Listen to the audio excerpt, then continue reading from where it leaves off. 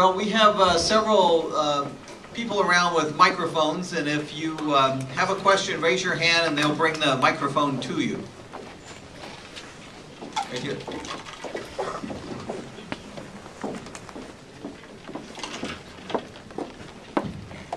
Hi, Mrs. Luck. As a physician and host of a medical-related radio show, I'm curious if you have any metrics on how your program has helped the health of the communities that you've been in. And I also have another, just a little quick side question. Is it always heifers, or because in some cultures I would think that would be problematic, and do you sometimes have goats or some other form of livestock? Well, two good questions. Let me say we work with 30 species. Is this on? We work with 30 species, and they have to decide what is correct for their environment and their resources. Most think they want cattle, but you know, in the Andes that wouldn't work. So we've helped reintroduce the llama and the paca, and sometimes in the high Andes it's only the guinea pig because they have such small little areas and that's their protein. So no, that's how it began. But no, they have to discuss what's appropriate, and it's a great thing for them to take charge of those decisions, and we help with the training. We're working to improve some of the metrics in that area. We have in a lot of other areas. But let me just say, for instance, in let me say Kenya, we work with so many people that have, I mentioned the blind, and that gives them medication, that gives them some, you know, ability to get some medical care. But we work with HIV/AIDS impacted communities because if they have better nutrition, and it's often goat milk, that's really good for them, they're stronger, they have a chance to survive, and that little income for their medicine. And I met one woman named Faith, and the chief told me that he had gone to her room, or her home, 3 or 4 days ago, and she was on her deathbed. And here she was standing and singing with the other group that had the HIV/AIDS. Now, when we go to training, we invite people that are specialists in medical work to go with us. That is not our field. And they will go with us often, or we will even take some materials and then let them contact them to come in directly.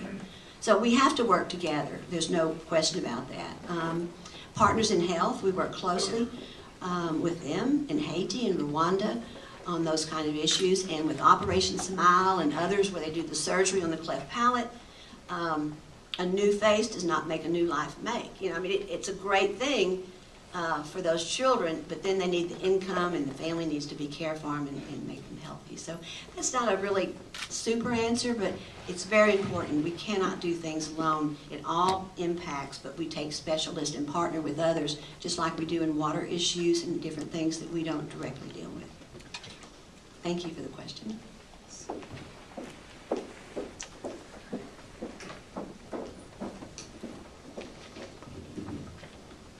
Thank you so much. I'm Jackson Intewa. I would like to just to know a few challenges you've met by working with African nations, and probably highlighting a few strategies of how you've made it through how the program has still been sustained amidst those challenges. Then the other issues about highlighting about your focus on the youth group in this. Is this to both of us, or excuse me, I wasn't sure. Haifa International. You're not sure? Oh, me, okay, thank you. The challenge is in Africa. We're in about 13 countries. I've probably only been to about 7 of them, which saddens me that I haven't been in all of them. Some of the challenges of the government, certainly Zimbabwe was, because I went in there, it was fantastic, and we had a great program, and eventually had to shut it down. I didn't shut down the projects. We had to keep those going, but we couldn't let the people travel. And you had to sign up and tell them where they were going to go, and it was going to be dangerous. And I was on the advisory committee to the Bush administration, but when they decided that you had to you were from the United States helping them. And I understand USAID and state, they need to have that recognition, but if I put it on their doors or their vehicles, I was afraid they'd be targets, you know, where there are people that are still resenting some of the things. But I'm true to our principle. Didn't speak against it, but I said, we do that. We also work with prostitutes in Asian places so that they can have an alternative income. In Africa, it was like working with people who've been poaching the wildlife. an alternative income again. So we go in and we meet with the government, we tell them who we are, we're not part of it, we don't demonstrate, and I have a few individuals, of course, that do. I ask them not to wear a Heifer t-shirt when they do that. But we are doing advocacy, you know, it's very important. I think that if the governments in Africa, and there's some good examples, would step up to the plate, the people are ready. And we're fortunate we're working with the Gates Foundation to take the farmers to the next level with their dairy cooling systems so they can sell their dairy, just visited all that. And so it's moving them more forward with TechnoServe in partnership in ILRI, International Livestock Research Institute. So we use their research. TechnoServe helps them build a business, and we help the farmers empower. So it's working together, but I think Africa has great opportunity. It's people, leadership. Just needs to really hear it, and I see promise there. I have been sustained because one thing, I go to the field and touch the people. And I may be tired and I may be grumpy and I think, well, I'm going to do something else. And I go out in the field and I look in their eyes and I sit with them, and even my son and daughter, and I say something about my children who are actually 40 and 43. Just, you know, I'd love to introduce my baby boy in Africa. He's about 6'4". And the women love that, you know, they like it because I'm a woman and a mother at the same time, and they are too, and they want to do things in leadership. But heifer grew so quickly, as the president said, from 7 million to about 130 million, and that doesn't mean I got rich or we had fancy places. It means more people that were waiting had an opportunity, and our donors, we couldn't do without them, and we couldn't do without the people that are out there training. I'm lucky. I'm just the catalyst. I get to help deliver it, and I tell that to the people in the villages. So that sustains me, but also in that kind of growth, we're a different organization every 3 years. I mean, sometimes in 1 year, we might grow 30%. And the way we work, when we get extra money, I couldn't just get it to the field. They had to finish building capacity and be ready. So here I was with this money that was going to kill our overhead. You know, because it wasn't out there, and you know how important that is. I do not think development organizations and disaster organizations should have the same overhead criteria. I think we need them both desperately, but you can deliver a ship of goods, but here you work 1 to 3 years beside them to try to do something. I just think that needs to be addressed, and I think David and others in DC area and Interaction are trying to clarify that, because if you just go on the web and look how many stars you have, that's important, but it's not everything. And I've forgotten now, Forbes, I think it was, that wrote us up 10 most impactful organizations. That didn't mean we had the best overhead, we had the best, but they felt the impact was what was greater. And see, that's where my heart is. So when we got that extra money, I said, you know what we need to do? We need to invest for the future. We need to get more donors. And so I have to tell you, I have to be honest, I'm not picking on direct. Of course, the ones that work so hard on it want to shoot me when I say that, because I don't think it's very pretty. It doesn't seem very personal. But you know what? It works. That's why they do. And so I even tried a pretty one time with camels across the top, and it looked like it. And people wrote me, they loved that letter, but we didn't get very much money. So you have to know what, I mean, I wasn't there about what I liked, it's what we needed to do the job. And so we invested that money, and a rented list, and I did all sorts of things, and I told the board our overhead will probably even go up to 28%.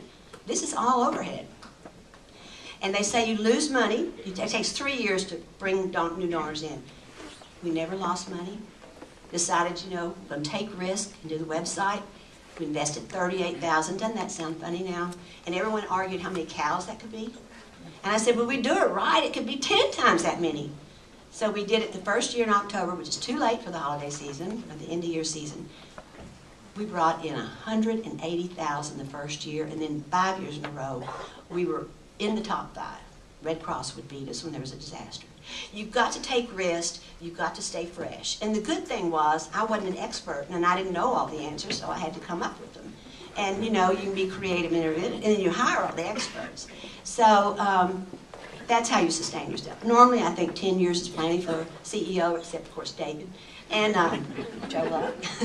But I mean, normally you have to keep it fresh. You want to stay fresh, but we kind of redefine not our mission, not our core values, but how we would deliver so it'd be effective every decade. And I think that's why I'm still so energetic today. So at 70, I'm looking for a new job. Well, I'm not there yet, but at 70, I'll be looking for a new job, so y'all just keep that in mind. I hope that helps you some, really. I'm serious. On Africa, just a different, I'm really struck from, if you look at the whole picture, there are 16 or 17 African countries that are doing remarkably well. I think there are 17 African countries that have increased the income of their people by half over the last 15 years or so. Those countries have reduced poverty. Almost all of them are democracies. Most of my field work is in the U.S. Congress, which is a different kind of field work. But I did last year get a chance to go to a really remote area of Mozambique. We were 100 miles from the nearest road, really poor people. But in those little settlements along the lakeshore of northern Mozambique, every community had a school. 10 years ago, they wouldn't have had a school. People there are getting HIV, AIDS medication, antiretroviral medication, most of it financed by the U.S. government. So I met a number of, quite a few people who were on death's door and are now alive. And then in Mozambique, when you ask people what's changed, the main thing that's changed is that they had civil war for 16 years. So all these people went through really tremendous atrocities and disruption in their lives, refugee status. Now they have peace. So,